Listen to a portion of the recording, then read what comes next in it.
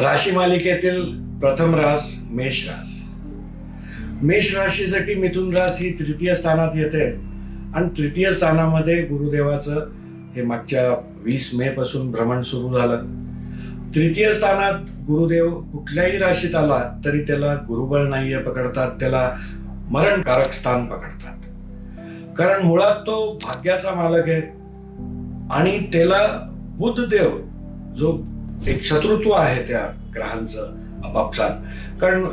मी सांगितलं की बुधदेव म्हणजे एक टीनएज मुलगा आहे, लहान मुलगा आहे, आणि गुरुदेव म्हणजे साक्षात ज्ञानी संत गुरु, प्रिन्सिपल्स आणि धर्म, फिलॉसॉफी याच्यावर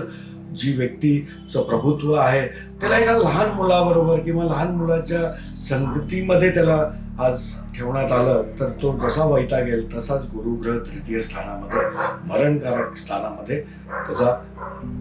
अडचण होते, तिथे तो अनकम्फर्टेबल होतो. तर या काळात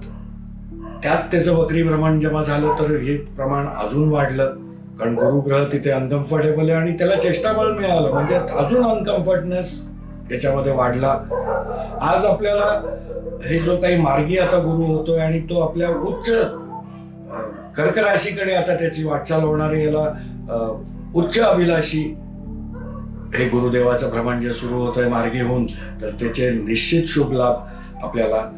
मेष राशीसाठी, जो काही आपल्याला 7.5चा एक काळ सुरू आहे त्याच्यामध्ये जो पंचग्रही योग आपल्याला लाभ स्थानात बनला, आपल्या पंचम स्थानात जे ग्रहण झालं, लाभ स्थानात ग्रहण झालं, तर इथे जो काही एक मेस क्रिएट होत होता तो तिथे काहीसा दिलासा देणारा हा आपल्याला पिरियड